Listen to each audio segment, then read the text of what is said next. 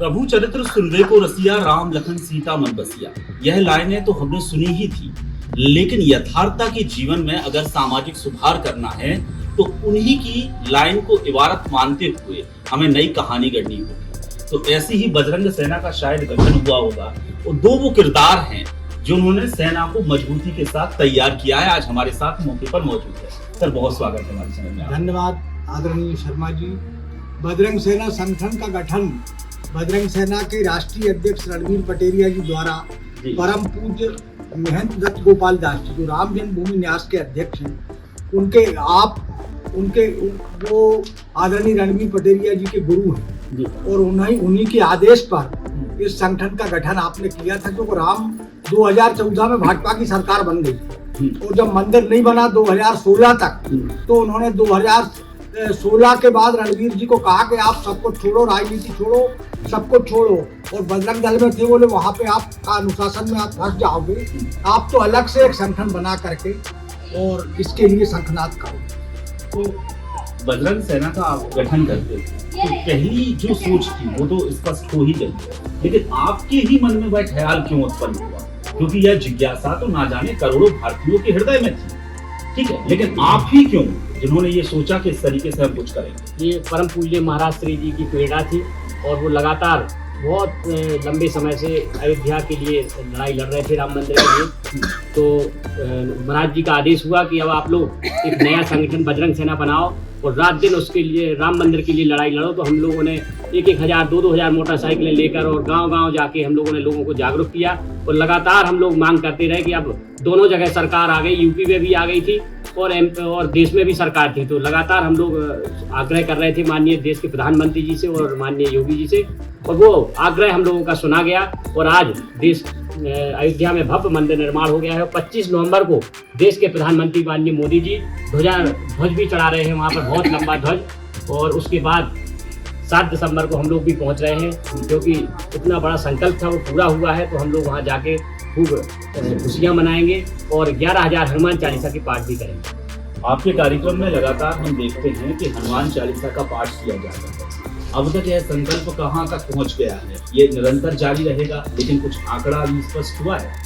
तो निश्चित रूप से 11 करोड़ हनुमान चालीसा का संकल्प है हमारा, और जब ये पूरा हो जाएगा तो उसके बाद हम लोग और बड़ा संकल्प ले लेंगे। पहले हमारा 11 लाख का था, वो पूरा हो गया है। अब 11 करोड़ हनुमान चालीसा का संकल्प चल रहा है और कोरोना काल से ही हम लोगों ने करोड़ों की संख्या में अभी तक हनुमान चालीसा हम लोग ने करवाए हैं। लगातार पूरे देश भर में मंगलवार और शनिवार को गाँव के मंदिरों में हनुमान चालीसा की पाठ करें। चलिए, आखिरी लम्हों में बस एक ही बात आपसे करेंगे, आगे क्या करने का मन है?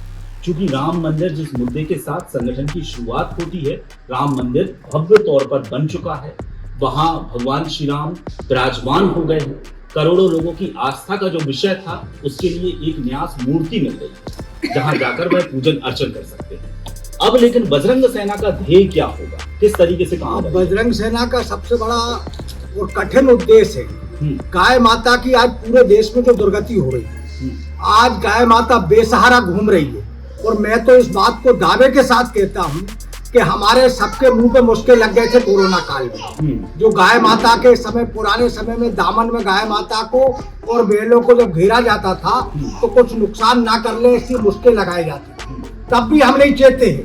अब चेतने का समय है, हम सबको चेतना चाहिए और देश की सरकारों को, जैसे दिल्ली में पूरे देश के अंदर राष्ट्रमाता घोषित करना चाहिए। महाराष्ट्र में हमने अभी बीजेपी को सपोर्ट किया है, वहाँ के तत्कालीन बीजेपी शिवसेना के मुख्यमंत्री शिंदे साहब ने हमारे प्रदेश अध्यक्ष जी की मांग पर गाय माता को राज्य माता घोषित किया है।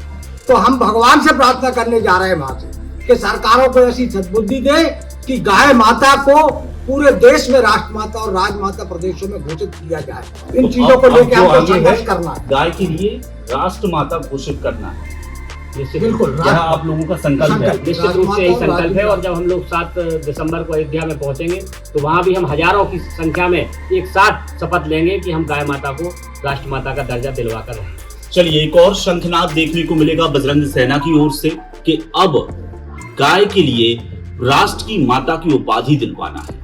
एक हरियाणी कहावत है, बड़ी अच्छी लाइन है भाई, कि जब गाय का बछड़ा मर जाता है तो लखड़ा खड़ा कर देते हैं, मतलब घास फूस का एक बछड़ा बना देते हैं और गाय दूध दुहाने लगती है।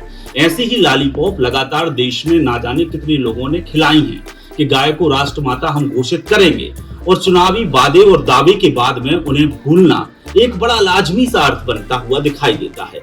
अब लेकिन बजरंग सेना का शंखनाद है, देखना जरूर बाकी बना रहेगा अयोध्या धाम में किस तरीके से आगे का मोर्चा शुरू करते हैं। फिलहाल मैं आशुतोष शर्मा था, आप देख रहे हैं राजधानी तक। जिस भी प्लेटफॉर्म पर इस वीडियो को देख रहे हैं लगातार शेयर करें, क्योंकि अब बात देश की है। नमस्कार।